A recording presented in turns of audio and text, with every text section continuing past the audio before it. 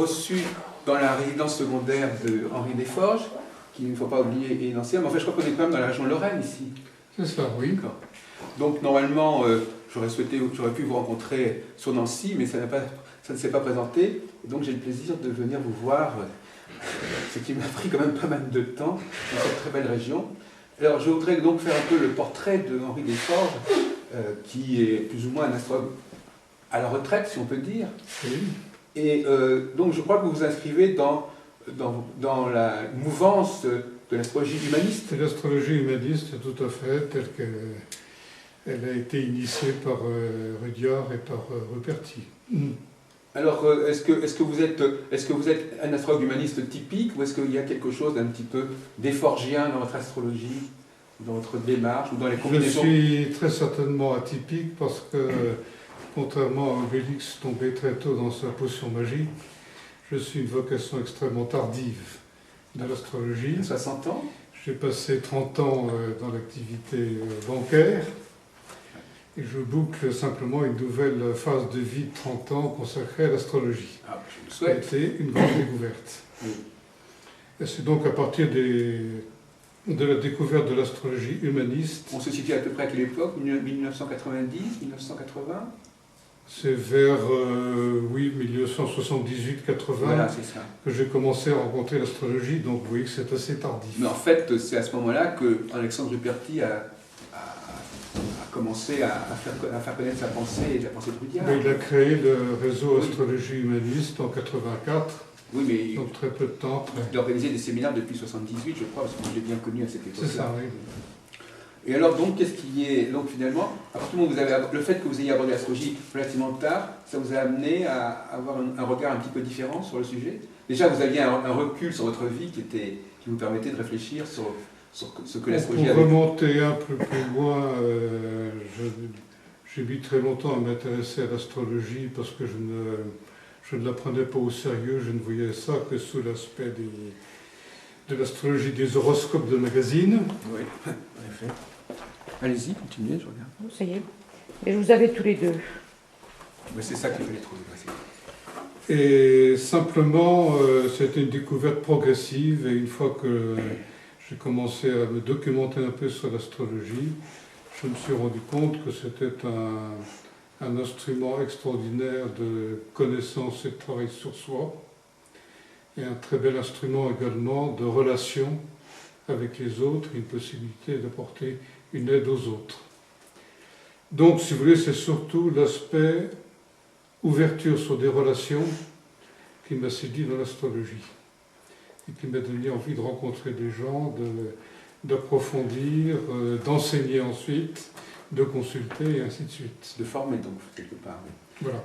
Mais alors, je vais poser une question un petit peu provocatrice, si vous voulez. Quels sont les éléments qui vous ont montré que vous étiez sur la bonne voie et que l'astrologie avait vraiment cette efficacité et cette validité? Comment peut-on valider ou s'apercevoir que l'astrologie est un outil satisfaisant? Il y a eu des points, des circonstances, des expériences qui ont été concluantes? Bon, écoutez, là j'ai bien du mal à répondre à votre question, parce que quand vous découvrez quelque chose qui vous frappe, c'est peut-être la qualité de la... C'est une rencontre que j'allais dire un peu miraculeuse. C'est plutôt la formulation qui vous a séduit que l'efficacité. C'est plutôt le propos, la philosophie que ce que ça pouvait donner en pratique. C'est avant tout la philosophie, l'approche de la vie, oui. le sens du contact avec les autres, le désir d'aider et ainsi de suite. C'est tout ça qui m'a motivé. Et en plus, je m'intéressais de très longue date à la psychologie.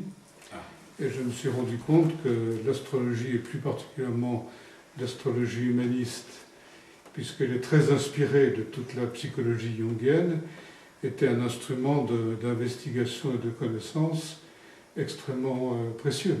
Vous aviez une certaine compétence pour apprécier l'astrologie. Voilà.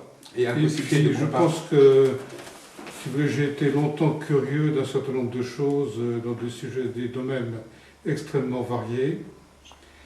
Eh bien, je me suis rendu compte qu'avec l'astrologie, j'avais un langage qui qui me permettait d'unifier des domaines de connaissances très variés et qui me permettait une sorte de synthèse, alors cette fois-ci sur un plan beaucoup plus intellectuel.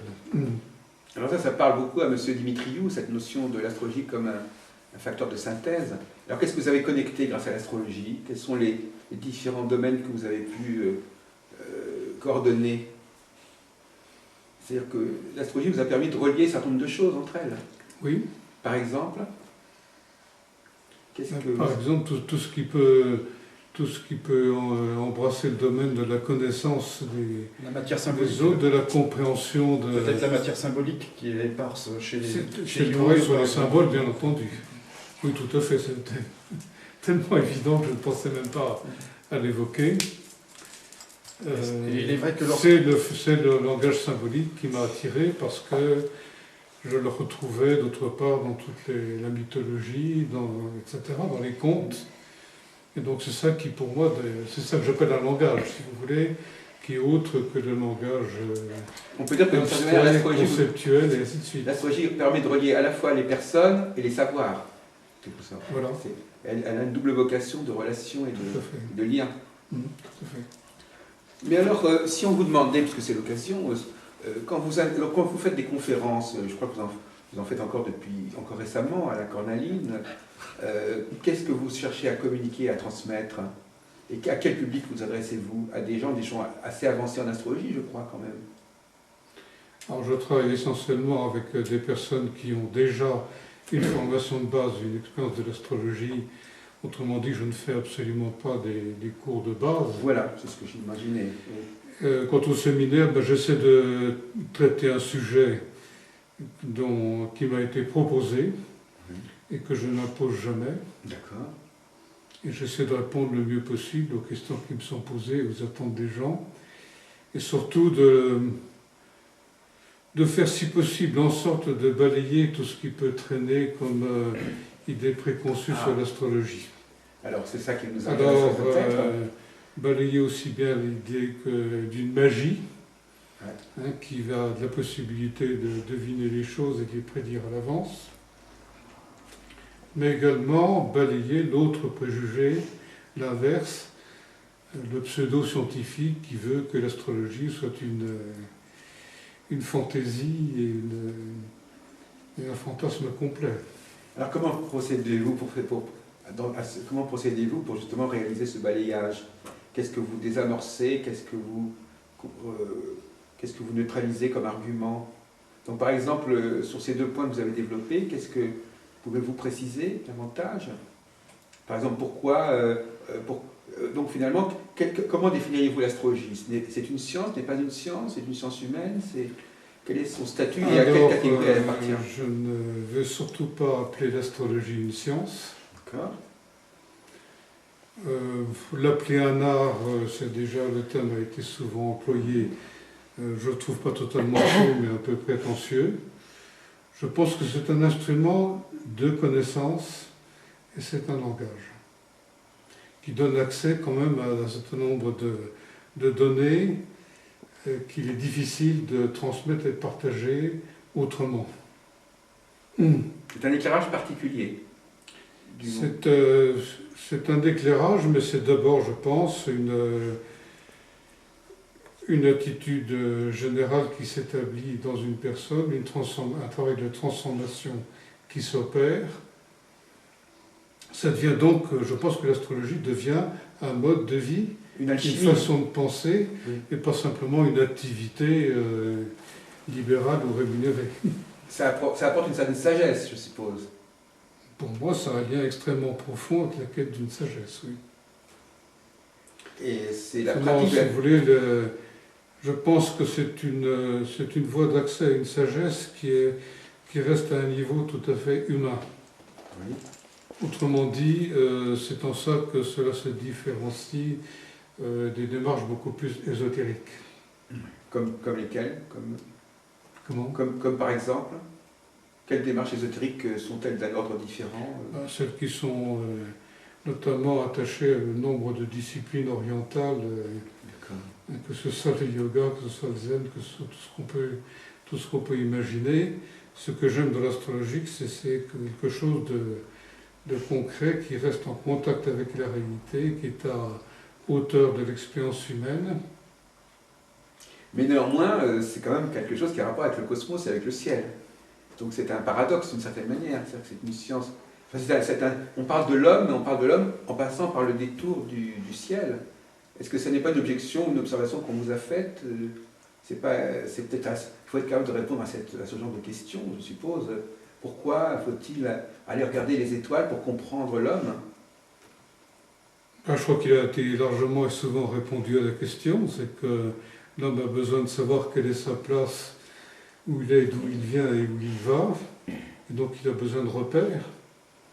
Et je pense que l'astrologie lui fournit des repères, et ceci sur un plan symbolique, en fonction du phénomène que Jung appelait la synchronicité.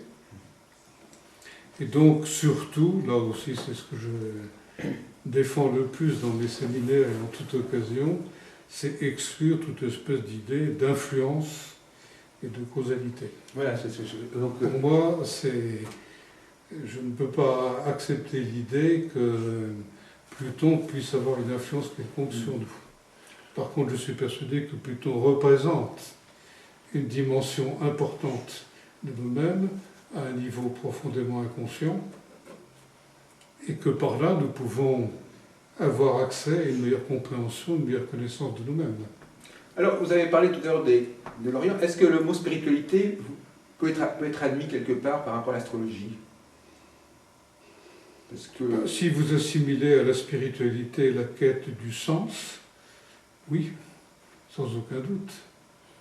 Je pense qu'à travers l'astrologie répond à un certain nombre de questions fondamentales qu'on peut se poser, vont nous aider à trouver le sens de ce que nous vivons et peut nous aider à nous orienter, à faire nos choix et ainsi de suite.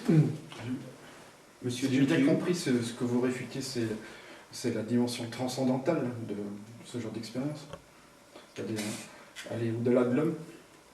oui, ce que vous réfutez au niveau des religions orientales ou des spiritualités orientales, qu'est-ce qui fait problème pour vous?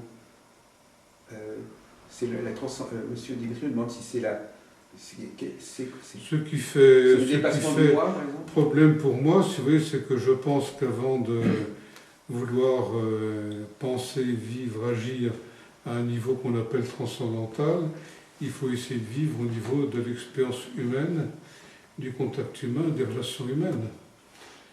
Donc l'astrologie me paraît importante en ce qu'elle établit effectivement une relation entre l'homme et le cosmos, entre l'homme et l'humanité, entre l'homme et l'univers. Mais je pense que, et c'est ce qui me paraît fondamental dans l'astrologie humaniste, c'est le fait que c'est centré sur une personne en relation avec un environnement, une personne qui a un passé, qui se dirige vers un futur. La transcendance, je ne sais pas ce que c'est, je ne bénéficie d'aucune espèce de lumière sur la question. Mais je pense qu'il y a quand même dans la démarche astrologique quelque chose de profondément spirituel, parce que, encore une fois, c'est la quête du sens. Donc, Pourquoi les êtres humains auraient la même programmation que l'ensemble de l'univers. Je vais essayer de comprendre, parce que vous parlez de synchronicité, donc il y a des valeurs, il y a d'autres mondes ou d'autres structures qui sont de même ordre que celles dans lesquelles nous vivons ici. Enfin, je veux dire, il y a un écho, il y a une résonance sur d'autres plans de ce que nous vivons. Parce que s'il y a synchronicité... Je crois au vieil adage qui dit que tout ce qui est en haut est comme ce qui est en bas. Et oui, c'est ça. Et je pense que l'univers entier, il est gouverné par des lois qui sont au-delà de nos capacités de compréhension et de formulation, mais qui sont les mêmes. Mais quand on veut... C'est pour ça que l'astrologie fonctionne. Mais est-ce que néanmoins, parce que l'astrologie nous parle aussi, enfin l'astrologie traditionnelle nous parle de l'individu, oui, dans sa spécificité. Est-ce que véritablement les astres, jusqu'à quel point les astres peuvent rendre compte de ce qui est si singulier chez l'individu?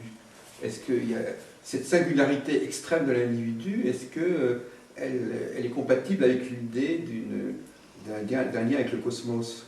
Est-ce qu'il faudrait peut-être laisser... Jusqu'à quel degré de précision... Je suppose qu'il y a un certain niveau de réalité humaine que l'astrologie ne peut plus couvrir. Jusqu'à quel niveau de connaissance de l'humain peut-on aller avec l'astrologie? On ne peut peut-être pas entrer dans les détails les plus infimes, je suppose. Je pense qu'on ne peut jamais prétendre être allé au bout de la connaissance d'un être humain. Oui. Pas plus que soi-même, quelle que soit la longueur de la recherche qu'on fait.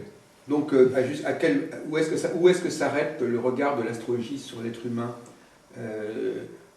Est-ce qu'elle doit rentrer dans quel degré de précision ne faut-il pas dépasser? Par exemple, ne faut-il pas chercher à dépasser par l'outil astrologique en laissant la place à l'investigation psychologique, par exemple? Les psychologues peuvent peut-être davantage prendre connaissance de certain nombre d'informations que l'astrologue n'a pas vocation à traiter, je ne sais pas.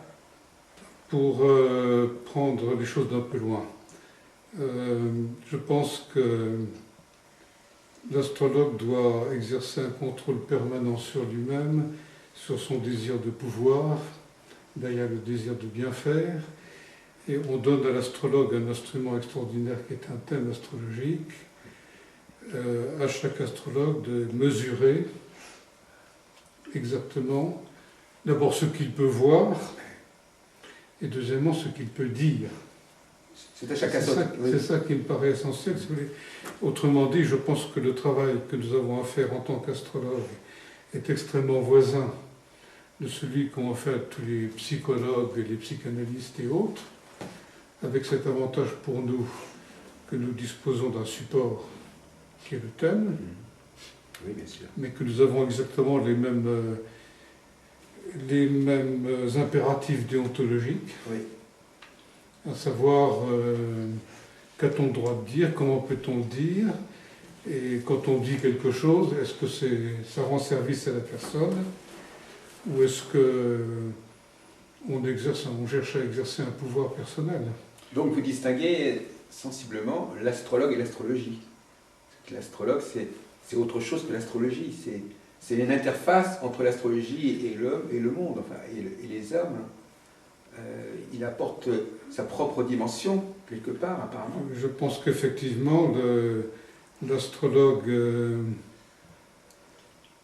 peut avoir un don, qui est celui de transmettre à travers l'astrologie, enfin personne ne peut prétendre avoir absorbé l'intégralité de l'astrologie et de l'avoir pénétré. Et ensuite, je pense qu'il faut être très conscient que le rôle d'interface entre l'astrologie et les personnes qui consultent est une très très lourde responsabilité. Oui. Donc on ne peut pas fonctionner comme une mécanique, et on est obligé d'être le filtre perpétuel qui s'interroge et qui cherche à savoir comment il peut être utile sans être dangereux, et ainsi de suite. Donc ce sont les qualités. Alors donc j'ai l'impression que vous demandez à chaque astrologue doit assumer ses responsabilités, c'est ça que vous êtes en train de dire. Tous les astrologues ne vont pas travailler de la même manière à ce niveau-là. Je pense que chacun travaille en fonction de ce qu'il est, oui, c'est ça. De sa personnalité. Oui. Bon, ensuite, tout de même, encore une fois, j'ai été formé dans l'optique de l'astrologie humaniste, avec toute la déontologie, avec toute la méthode qu'elle suppose. Oui. Donc, je pense que j'ai une méthode de travail qui est commune à beaucoup d'astrologues, oui, mais le coefficient personnel existe partout. Oui, probablement.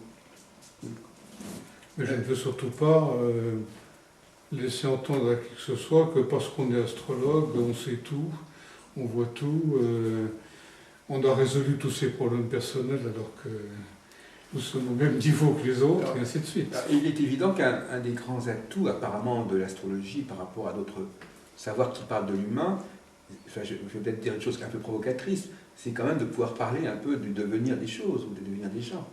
Enfin, de prévoir d'une certaine manière. Je pense que chez Rudyard, il y a quand même des techniques prévisionnelles qui existent. Qu'est-ce que vous en pensez? Quelle est votre attitude sur ce fameux débat sur qu'est-ce qu'on peut prévoir Et est-ce que l'astrologie peut aider l'homme à se préparer à ce qui va se présenter, ou est-ce que ça n'a pas de sens? Pouvez-vous nous dire quelques mots sur ce sujet bateau qu'est l'astrologie et la prévision? Puisque vous dites que vous Je pouvez pense parler de qu'il tous faut les toujours sujets. partir de la personne, de ce qu'elle exprime, de ce qu'elle demande, des questions qu'elle pose et qu'elle se pose.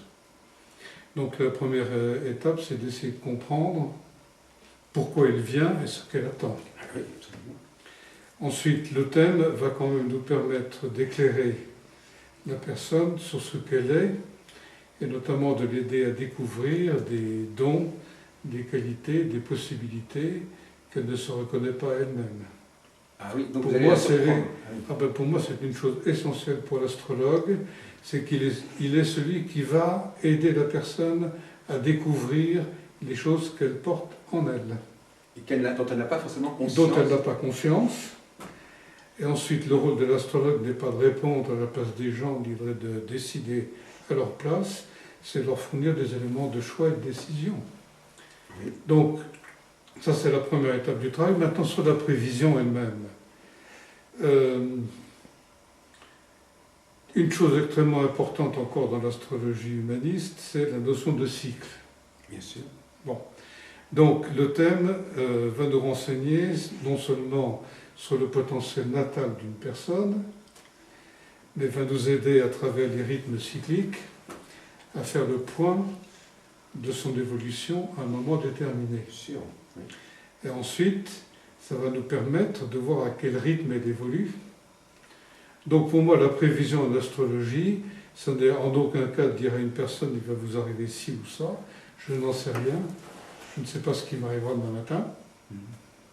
Donc je ne prétends nullement prédire. Mais quand même. Je ne veux pas décider à la place des gens, mais je pense quand même qu'on peut les conseiller, c'est-à-dire essayer de leur faire voir des aspects d'eux-mêmes ou des aspects des problèmes face auxquels ils se trouvent, qu'ils n'ont pas vus.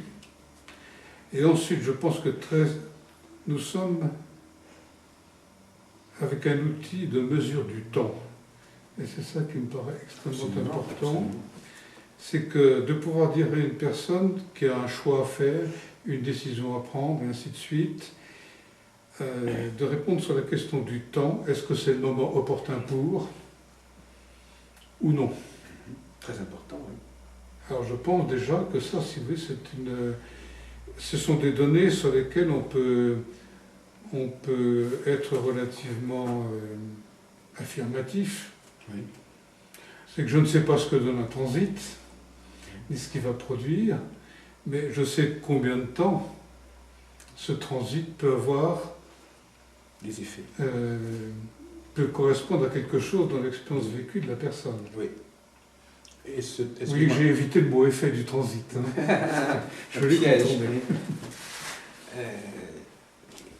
Effectivement, d'ailleurs, on pourrait rentrer dans des questions plus techniques. C'est-à-dire que, justement, le problème c'est que est-ce que la durée des manifestations du transit, donc, elle est liée au temps que le transit approchera ou se séparera de la planète concernée dans le thème, mais ça dépend de l'ordre que vous accordez. Une fois que le transit une fois que le transit est passé, qu'est-ce qui se passe? On passe à un autre transit. Est-ce que la vie serait une succession de transits de différentes planètes passant sur différents points du thème? Ou est-ce qu'il y a quelque chose de plus cyclique? Parce que la notion de cycle, quand elle est multipliée par un très grand nombre de cycles, elle est souvent un petit peu difficile à appréhender. Quand il y a trop de cycles, on ne perçoit plus la cyclicité, semblerait. À mes débuts en astrologie, j'ai essayé d'être un élève très consciencieux, de savoir combien de temps durait un cycle, combien de temps pouvait durer un transit, quels étaient les orbes admissibles, etc. Je veux dire qu'au fil du temps, je me suis éloigné de plus en plus de cette notion d'orbe. Par exemple, je m'intéresse beaucoup moins à un aspect précis qu'à une phase dans un cycle de relations. Voilà. Bon. Ensuite, ce qui me paraît important par rapport à cette question de durée, c'est qu'elle est très directement liée au degré de conscience et de sensibilité de la personne. Je veux dire par là, Et pour prendre une image, un aspect exact pour moi, c'est un train qui entre en gare face à une personne qui attend sur le quai. Dans le thème natal, vous entendez. Comment? Dans le thème natal, l'aspect Je exact. parle d'un transit. Ah, dans le transit, oui. Au moment où le transit réellement se produit. Oui. Donc j'ai une conjonction Pluton sur mon ascendant. Le jour où ça se produit, je suis comme la personne en face d'un train en gare. D'accord. Mais d'une personne à une autre, elle aura entendu le train approcher Ah oui. depuis plus ou moins Et longtemps, ben voilà. et elle l'entendra s'éloigner pendant plus ou moins longtemps. Ça dépend de sa conscience, ça dépend de sa sensibilité. Et de sa vision, quelque part. Donc je peux déterminer si on est dans une phase croissante, si on est dans une phase décroissante, mais assigner une durée exacte, je pense que c'est très approximatif. Donc en fait, il y a des gens qui voient venir les choses plutôt que les autres, en fait, quelque part. Ah ben je pense, oui. Et il y a des personnes qui C'est agissent. ce qui fait que des gens vivent plus ou moins différemment leur transit. C'est qu'il y en a qui sont en quelque sorte complètement pris par surprise, Voilà. parce qu'ils sont trop éloignés d'eux-mêmes, et d'autres qui sont beaucoup plus sensibles et qui vont donc gérer leur transit avec moins de difficultés. Oui, absolument. Effectivement. D'ailleurs, on pourrait dire aussi que les gens qui ne sont pas astrologues, même les gens qui ne sont pas astrologues, sont dans la même situation. Effectivement, sans parler d'astrologie, il y a des personnes qui prévoient correctement, qui se préparent à quelque chose, qui voient venir la chose, et d'autres qui n'y arrivent pas. Et d'ailleurs, c'est souvent les personnes qui n'y arrivent pas qui vont voir les astrologues, d'une certaine manière. Quelqu'un qui a une bonne anticipation n'a pas les mêmes raisons d'aller voir un astrologue que quelqu'un qui a une mauvaise anticipation. Oui, simplement en tant qu'astrologue. Le temps est quand même assez compté. Donc, effectivement, on disait une sorte de paradoxe, c'est que, bon, par exemple, on va toucher un sujet un petit peu sociologique, c'est-à-dire il y a énormément de femmes qui viennent à l'astrologie, ou dans les réunions astrologiques, il y a énormément de femmes. Est-ce que ça s'explique parce qu'elles ont une mauvaise anticipation, ou est-ce que ça s'explique parce qu'elles sont plus sensibles? Enfin, dites-nous quelques mots sur cette présence dominante de l'élément féminin dans les réunions astrologiques, dans les cours d'astrologie. Quelle est votre lecture de ce phénomène, si tant est qu'il soit pertinent et significatif à vos yeux? Eh bien, écoutez, je pense que la participation des femmes et leur intérêt pour l'astrologie est une preuve évidente de leur supériorité. Ah bon, Très bien.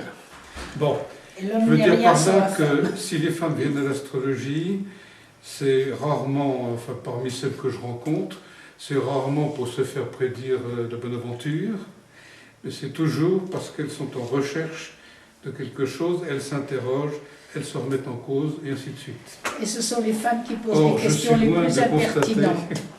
je suis loin de constater que les hommes ont la même capacité à se remettre en cause.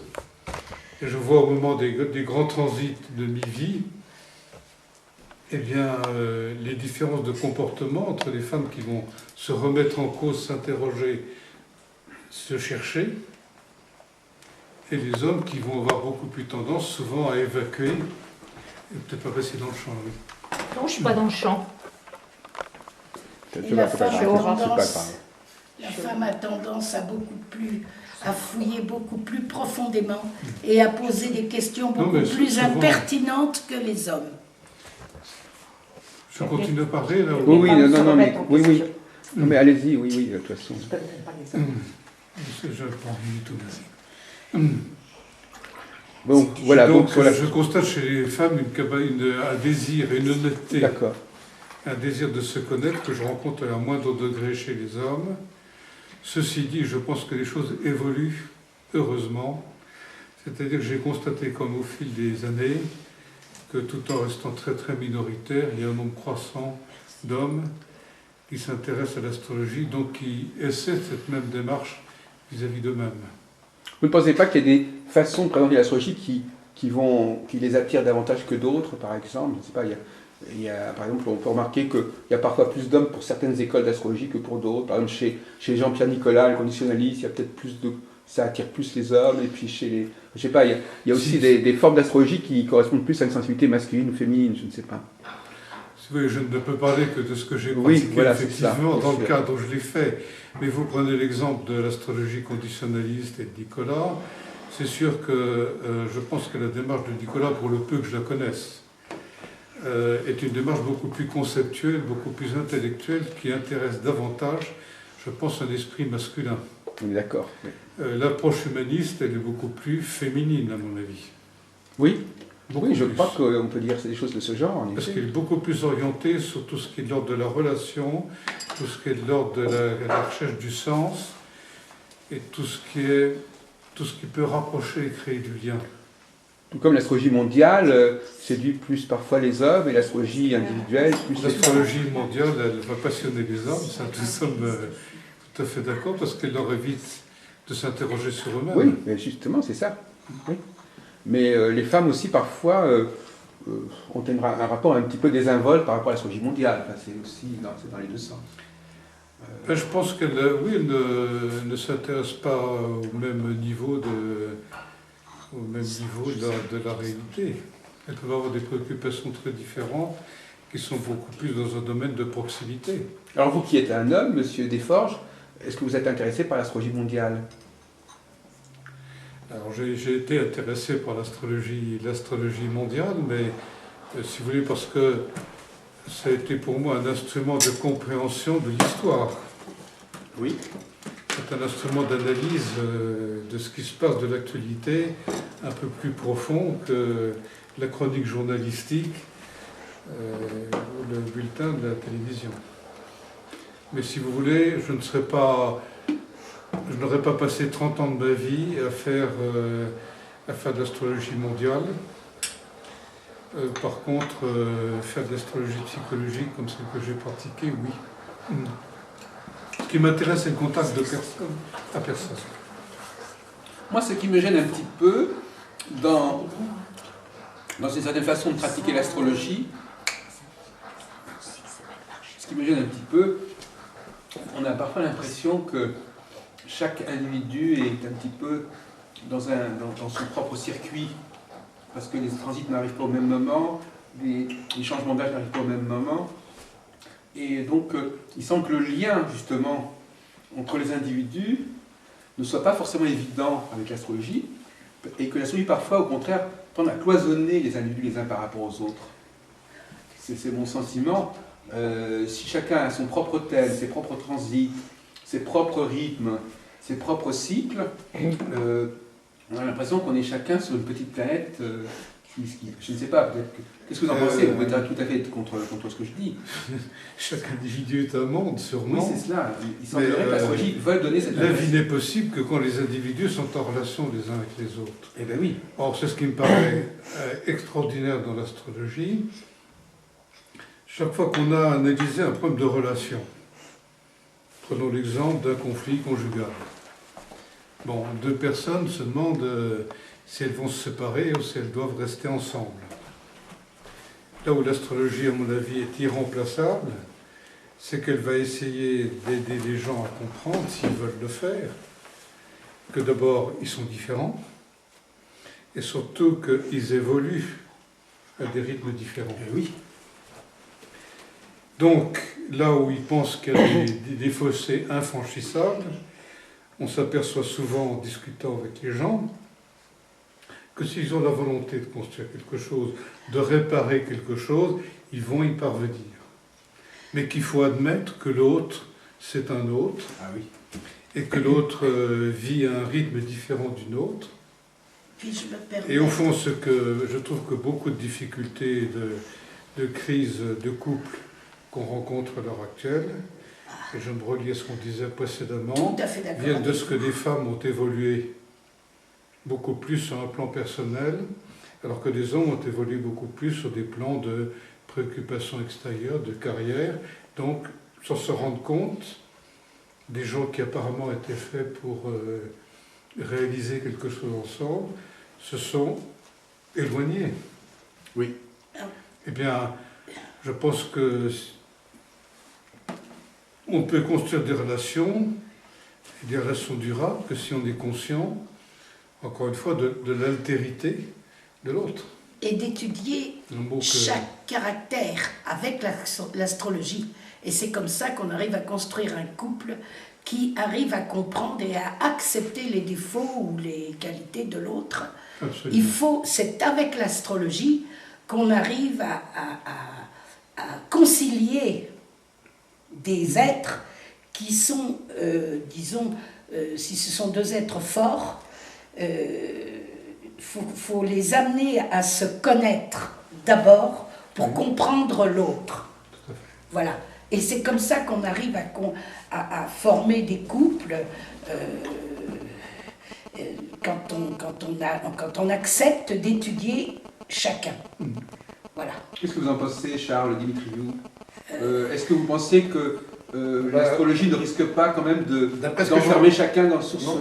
Il faut avoir l'intelligence d'accepter. D'après ce que j'entends là, l'astrologue joue plus un rôle de conciliateur que de vraiment... D'informateur également. Puisque là, de tous les cas que vous relatez, sont des cas où vous allez aider les personnes à se réconcilier ou à aller plus loin. Ou à se comprendre, à se Vous n'allez pas connaître. trancher. Il faut d'abord qu'un être se connaisse pour qu'il puisse supporter les autres. Oui, mais si vous voulez, le problème, c'est que ça peut aussi servir en sens inverse. Les deux personnes vont dire, nous avons des thèmes tellement différents qu'on n'a pas de raison de rester ensemble.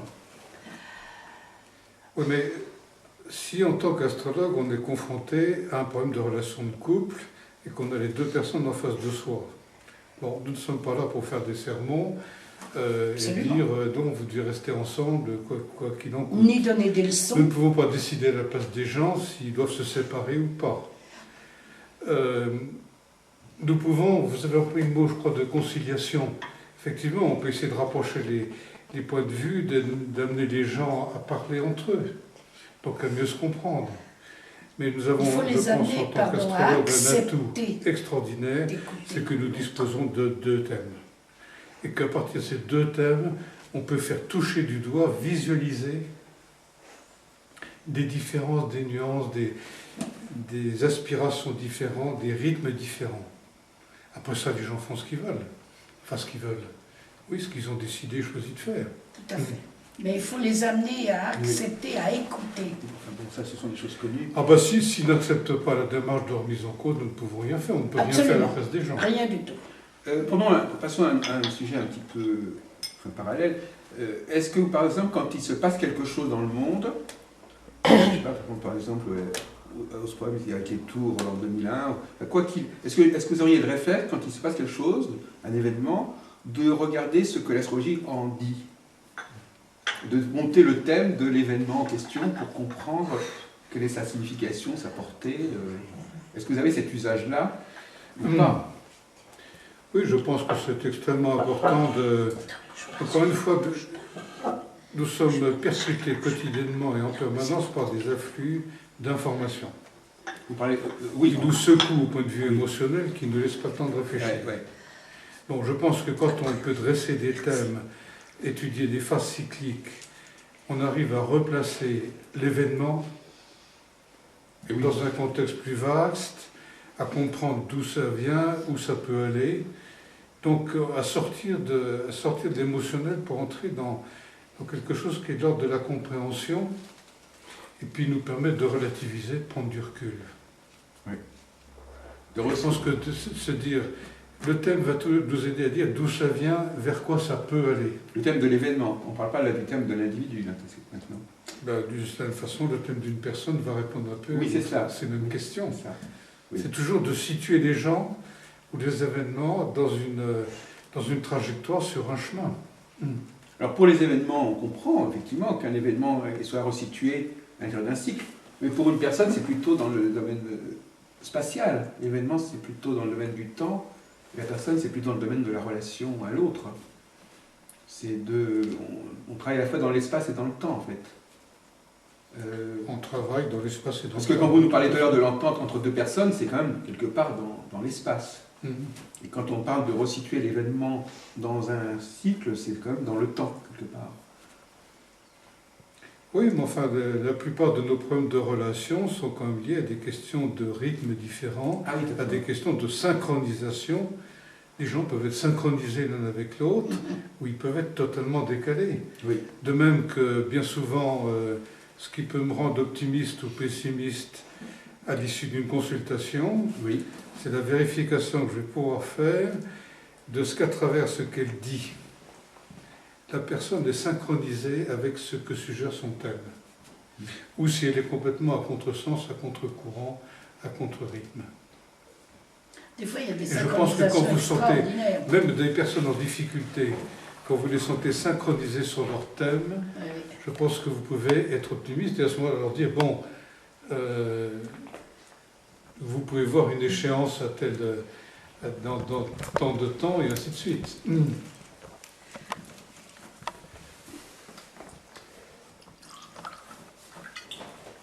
Alors, en vous écoutant, on peut imaginer des gens qui agissent à contre-temps, en quelque sorte. C'est-à-dire que l'être humain ne va donc pas forcément agir dans le sens du cosmos. Il peut très bien se tromper, ou mal anticiper, ou mal comprendre ce qui se passe. Est-ce que nous sommes tous... Oui. Donc il y a la possibilité d'une action qui n'est pas opportune, qui ne convient pas au moment où on l'engage. Tout à fait. Ce qui veut dire que nous n'avons pas forcément une connaissance intuitive du moment voulu sans l'astrologie.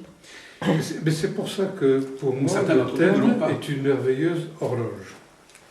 Elle nous dit quelle heure il est, où nous en sommes, et c'est ça qui va nous aider à ne pas être à contre-temps. Et Oui. là, personne n'expliquera jamais la relation qui peut exister entre les mouvements planétaires et nous, mais à partir du moment où on a constaté à quel point ça fonctionne, je trouve que c'est assez merveilleux. Mais effectivement, quand vous avez des gens qui sont en pleine crise uranienne, ils ont tendance à prendre des décisions impulsives, irraisonnées, à contre-temps et ainsi de suite. Et là, leur dire donnez-vous un peu de recul, prenez un peu de temps, peut être... Alors je crois qu'en astrologie humaniste, on désigne les planètes transsaturniennes comme des planètes transpersonnelles, est-ce que je me trompe? Il y a un statut particulier des planètes au-delà de Saturne. On leur confère une importance particulière ou une signification particulière. Parce que justement, elles ne changent pas tellement d'un thème à l'autre. Enfin, sur une période de temps relativement courte, les gens ont les planètes dans le signe zodiacal, dans les mêmes planètes. Alors peut-être qu'en simplifiant exagérément, si vous voulez, on peut dire que toutes les planètes du septenaire sont beaucoup plus représentatives de la personnalité, de son individualité, de ce qu'elle est. Les planètes transpersonnelles, donc Uranus, Neptune, Pluton et autres, indiquent les facteurs de transformation qui peuvent être agissants en nous. Oui, d'accord. Donc On peut avoir une coloration uranienne plus ou moins forte dans son thème, ce qui va dire qu'on va être plus ou moins impulsif ou au contraire plus ou moins conventionnel et adapté. Mais le transit d'Uranus va souvent montrer des moments où quelque chose de nouveau cherche à entrer dans notre vie, où nous sommes dans une phase de transformation. Pour moi, Uranus, Neptune, Pluton, ce n'est pas des êtres dangereux. Ce sont des dimensions de nous-mêmes qui sont agissantes et avec lesquelles on doit négocier au mieux. Je voulais vous poser une question, justement, en parlant des septenaires. Qu'avez-vous remarqué de plus, disons, de différent, de distinct, plus distinct que chez un autre signe? Chez les septenaires, les gens qui sont... Je n'ai pas compris votre question, madame. Je l'ai mal exprimé. Je vous demande si vous avez remarqué des signes distinctifs ou quelque chose de différent chez les gens, comme on dit, qui sont marqués par le chiffre 7. Est-ce que l'influence des planètes joue sur... Si on parle du chiffre 7, je pense que c'est un rythme fondamental. Donc nous sommes tous sur ce rythme des 7 ans. Et ça, c'est une des grandes constructions de l'astrologie humaniste. Hein, oui. Et justement, est-ce qu'il y a ce schéma de la vie en période de 7 ans. Mais est-ce qu'il y a justement une différence entre les signes qui sont des septenaires et les autres signes, les autres chiffres, disons, du zodiaque? Les autres signes correspondant aux autres chiffres que le 7. Quand je parle de j'ai compris 7 en durée, donc 7 ans. Ah, le Non, septenaire. mais on parle des septenaires dans l'astrologie. Non, mais le septenaire, c'est l'ensemble des 7 planètes Oui, comprises à l'intérieur de Saturne. oui. Et alors, est-ce que ça a une influence sur les gens qui sont marqués par le chiffre 7, qui sont dans les années 7? Il ne fait pas de Non, numérologie. écoutez, là, monsieur. Bon, écoutez, on va recentrer Madame Kretschmar, parce qu'on a un temps assez limité. Et donc, effectivement, voilà, justement, moi je m'intéresse beaucoup à cette cyclicité. J'ai remarqué que pas mal d'astrologues humanistes accordaient beaucoup d'importance par exemple, au retour de Saturne, à l'opposition d'Uranus. Je veux dire que, par exemple, moi l'autre jour, en plaisantant avec un astrologue humaniste, je lui disais, est-ce que, par exemple, il y a un certain nombre d'âges qui sont marquants pour l'astrologie humaniste. C'est-à-dire que, automatiquement, à 14 ans, à 21 ans, à tel âge, on peut déjà regarder ce qui se passe. C'est un guide, c'est une sorte de vecteur qu'on peut considérer, ce qui nous ramène à la question de savoir comment vous faites, comment vous travaillez. L'astrologie humaniste établit une différence entre ce qu'elle appelle des rythmes génériques, c'est-à-dire le fait que, grosso modo, aux mêmes âges, nous traversons le même type d'expérience, donc autour de 14 ans, la crise d'adolescence, et puis autour de 40 ans, la crise de mi-vie. Voilà. Bon, alors ceci dit, il ne faut surtout pas en conclure que tout le monde passe obligatoirement au même âge par les mêmes expériences. Oui. Justement, il y a des rythmes d'évolution très différents. Donc il s'agit de personnaliser les risques, les cycles. Par exemple, pour l'opposition d'Uranus, il est évident que les générations actuelles traversent une période de crise de mi-vie importante qui est quelque part entre 36 et 45 ans, Oui. qui est jalonnée par quoi le carré de Pluton, l'opposition d'Uranus, le carré de Neptune, et ainsi de suite. Simplement, chacun vit ça différemment, Oui. avec plus ou moins d'intensité, des réactions très différentes. Ensuite, vous prenez l'exemple par exemple du carré de l'opposition de Saturne. Oui. Bon, ça, tout le monde, à quelques mois près, au même âge. Oui. Mais c'est là où vous avez des entités passionnantes du genre de Chiron. Ah.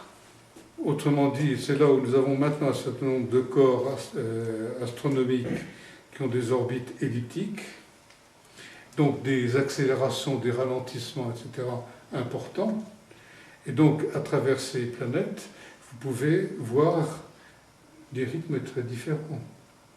Pour être très, très clair, par exemple, on va constater que tout le monde a le carré de Saturne à 7 ans. Bon. Quand vous regardez le moment où Chiron va faire son premier carré à lui-même, vous constatez que pour les uns, ça va se passer vers 5 ans, et vers les autres, 22 ans. Bon.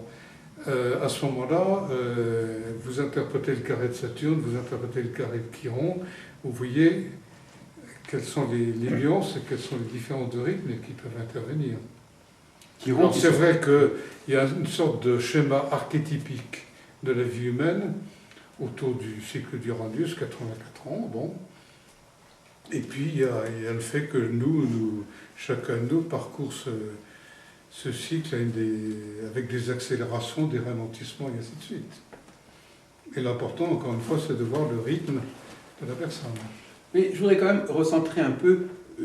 Nous savons quand même, j'en ai parlé hier ce matin avec M. Dumitrio, il y a quand même des événements, il y a quand même des situations qui sont communes à toute une société et à toute une époque. Hein. C'est-à-dire qu'il y a qui dépassent le cadre de notre individualité. Oui. Alors comment donc est-ce que ça se tient, ça relève de l'astrologie mondiale? Moi j'ai parfois entendu des astrologues humanistes me dire ah mais écoutez, moi le thème de l'individu, je tiens compte bien évidemment de l'esprit du temps, je tiens compte du contexte économique, politique dans lequel on est, oui. Mais pas forcément d'ordre astrologique. C'est-à-dire qu'il y a beaucoup d'astrologues humanistes qui, quand il s'agit de parler du cadre général dans lequel les individus sont, font tout simplement appel à ce qui se dit, à ce qui se sait. Et on sait qu'à une époque, il y avait eu les fameuses épidémies de la grippe mexicaine. Après, on nous a parlé d'un autre problème. En fait, je veux dire, nous sommes même si nous sommes différents, nous sommes confrontés parfois au même problème. On est bien d'accord là-dessus. Oui. Donc, est-ce que ça veut dire que finalement, il ne faudrait pas déjà définir ce qui est commun avant de parler de ce qui est différent? Il faut bien sûr disposer d'un cadre. Donc, bien entendu, on ne peut pas faire abstraction, quand on parle d'une personne, du cadre dans lequel elle vit et du moment auquel elle vit. Oui. Simplement, la grippe est une chose, la façon dont chaque personne va traverser l'épidémie de grippe en est une autre. Il faut quand même dire qu'il y a la grippe. Il faut, pour dire comment les gens réagissent à quelque chose, il faut dire ce qu'est ce quelque chose. Oui. Et donc ce quelque chose, il est... voilà, et donc ce quelque chose, est-ce qu'il est d'ordre astrologique ou est-ce que c'est la réaction qui est astrologique? Est-ce que la chose à laquelle nous réagissons serait d'un autre plan, politico-social, et que l'astrologie nous parlerait surtout de la façon dont chaque individu réagit?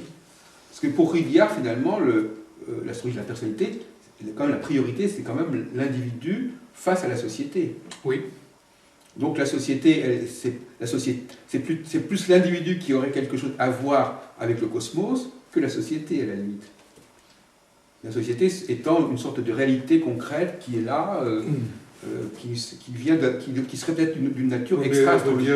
Notamment dans son dernier livre qui vient de paraître, a consacré une bonne partie de sa vie à l'histoire mondiale multiséculaire, pour essayer non pas de séquencer des événements, mais d'essayer de définir des grandes lignes d'une évolution. Oui. À l'intérieur de ça, il a essayé quand même de définir un certain nombre d'évolutions de société. Oui, mais... Et chaque fois, il a essayé de replacer l'individu dans ce cadre d'espace et de temps. Mais il semblerait qu'il y ait quand même entre ces deux plans, par exemple, vous avez des astrologues qui nous parlent d'un côté de l'ère du Verseau, qui nous parlent donc de choses qui nous parlent de cycles extrêmement longs, extrêmement importants, l'autre côté qui nous parle de l'individu, mais entre les deux, il y a il y a quelque chose d'autre, si vous voulez. C'est-à-dire qu'il y a une autre réalité plus sociale, plus sociologique. Et beaucoup d'astrologues sont attirés par les grandes fresques historiques, les grands mouvements historiques, mais peut-être moins en phase avec des processus de plus courte durée, et qui sont parfois réversibles. Les processus courts relevant de la société, pour moi, c'est donné par les cycles de Jupiter et de Saturne. Oui, d'accord, oui.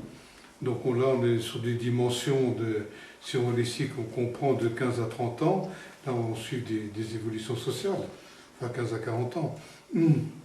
Alors, pour revenir à cette question qu'on a regardée, la question du masculin-féminin, est-ce que c'est important de savoir, avant de faire un thème, le fait que quelqu'un soit un homme et soit une femme, est-ce que ça n'est pas un facteur important à prendre en considération, le thème permettant de voir comment la personne se vit en tant que femme, je ne sais pas, est-ce que ce n'est pas un préalable de connaître le masculin et le féminin avant d'aborder le thème natal? Oh, bien sûr. Enfin, je veux dire, pour moi, il est hors de question d'étudier un thème si on ne sait pas s'il s'agit d'un homme ou s'il s'agit d'une femme. Pour moi, c'est impossible.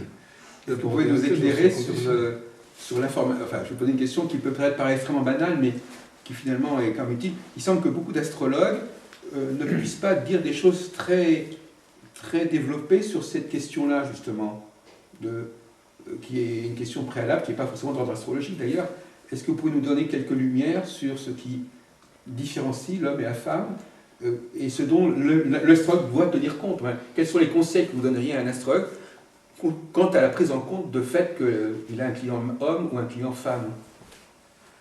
Je pense que déjà les choses ont bien évolué, en ce sens que nous n'avons plus la même conception radicalement opposée des hommes d'une part avec des caractéristiques fixes, des femmes d'autre part avec des caractéristiques fixes. D'accord, quand même. Bon, je pense que ça, c'est justement l'apport de toute la psychologie jungienne, c'est de faire comprendre qu'on soit homme ou femme, nous sommes un mélange de masculin et de féminin. Bon. Donc le masculin et le féminin, c'est pas les femmes d'un côté et les hommes de l'autre, c'est ce qui se passe à l'intérieur de même individu. Oui. et chacun d'entre nous, pour moi, un homme, c'est quelqu'un qui a 51% de masculin, 49% de féminin, ou qui peut avoir 80% de masculin ou 20% de féminin. Et tout à l'heure, vous Mais disiez c'est le dosage qui importe, Oui. et ce qui m'importe et ce qui me paraît intéressant en tant qu'astrologue, c'est le degré de complétude auquel on parvient, c'est-à-dire d'être capable d'exprimer, qu'on soit homme ou femme, des qualités masculines et des qualités féminines. Donc finalement, en gros, c'est pas tellement important de savoir que quelqu'un est un homme ou une femme, puisque c'est le thème qui va nous le dire quelque part, le dosage. Est-ce qu'il y a quand même quelques grandes lignes, malgré les évolutions dont vous parlez, il y a quand même quelques grandes lignes à retenir sur... D'ailleurs, vous disiez vous-même d'ailleurs que les hommes et les femmes ne réussissaient pas de la même manière par rapport à l'astrologie. Donc il y a quand même des différences, globalement. Écoutez, je vais vous répondre un peu sommairement, mais l'essentiel du travail d'astrologue, à mes yeux, quand on est en face d'une femme, c'est lui faire prendre conscience des possibilités qu'elle a, de lui donner confiance en elle-même, autrement dit, de l'amener à prendre possession et exercer son pouvoir masculin. Bon, j'ai rarement rencontré des femmes à qui j'ai eu envie de dire, écoutez, soyez un peu plus féminine. Ah oui. Bon.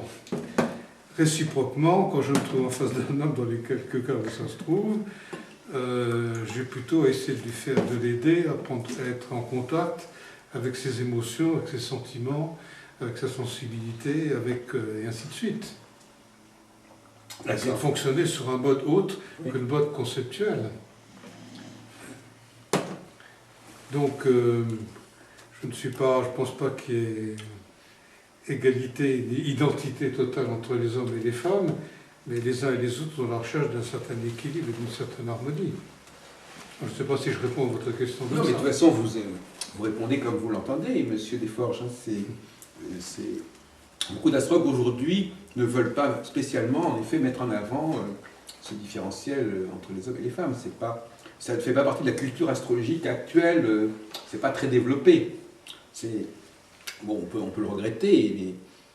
Alors, en astrologie psychologique, ça me paraît fondamental. Alors là, je ne vois pas comment on pourrait échapper à ça. Autrement dit, à considérer les hommes et femmes comme des robots identiques. Hein. Oui, non, mais de toute façon, moi nous sommes pas dans on va pas polémiquer ou discuter entre nous sur nos avis divergents. On n'a pas le temps, ça ne se prête pas à cela. Pourriez-vous nous dire quelques mots sur les outils symboliques de l'astrologie, c'est-à-dire le zodiaque par exemple? Qu'est-ce que c'est que ce zodiaque avec ses signes, ses symboles? Est-ce que vous avez... Monsieur, par exemple, Dimitriou, lui, ce matin, il me disait qu'il ne s'intéressait pas au symbolisme zodiacal, il s'intéressait au domicile, aux aspects, aux planètes qui dominent les signes, etc. Vous, est-ce que vous êtes à l'aise avec le symbolisme zodiacal? Et est-ce que l'astrologie humaniste est à l'aise avec le symbolisme zodiacal? Ou est-ce qu'elle s'adresse plutôt à la question des 4 éléments, signes cardinaux, planètes? Une question comme ça, basique. L'astrologie humaniste me paraît profondément imprégnée de symbolisme, très attentif aux symboles, plus qu'à l'aspect mathématique, calcul et autres. Oui. Bon, personnellement, aussi loin que je remonte dans mon enfance, j'ai été passionné par la mythologie.